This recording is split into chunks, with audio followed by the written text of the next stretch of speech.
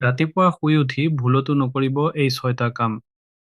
ৰাতি সোনকালে শুই পোৱা, সোনকালে উঠি অহাটো সদায় এটা ভাল অভ্যাস।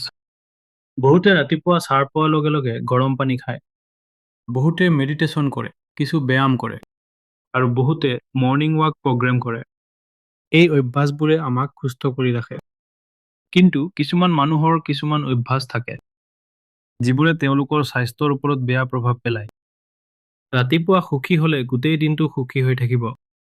গতিকে ৰাতিপুৱা এনেকুৱা কাম নকৰিব, যিয়ে আপোনাৰ দিনটো বিৰক্তিকৰ কৰি তুলিব।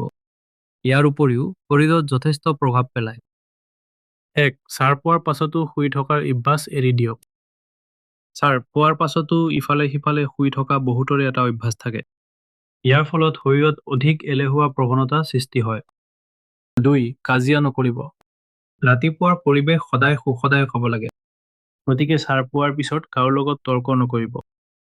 ই আপোনাৰ গোটেই দিনটো ধ্বংস কৰি পেলাব। 3. টেঙা খাদ্য গ্ৰহণ নকৰিব। ব্ৰেকফাষ্ট কৰাৰ সময়ত টেঙা খাদ্য পৰিহাৰ কৰক। লঘু আৰু পুষ্টিকৰ খাদ্য খোৱাটো প্ৰয়োজনীয়।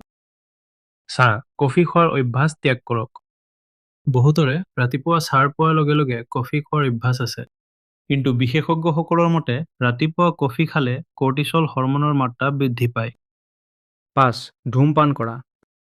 যদিও অভ্যাস অনুসৰি কিছু লোকে যিকোনো সময়তে ধূমপান কৰে, তথাপিও ই ক্ষতিকাৰক। কিন্তু ৰাতিপুৱা সাৰ পোৱাৰ লগে লগে চিগাৰেট সেৱন কৰাটো অতি বিপদজনক হ'ব পাৰে। ইয়াৰ ফলত কেঞ্চাৰ হোৱাৰ সম্ভাৱনা বহু পৰিমাণে বৃদ্ধি পায়। 6. মদ্যপান কৰা। সুৰাপান কৰি ৰাতিপুৱা আৰম্ভণি কৰে বহু লোকে।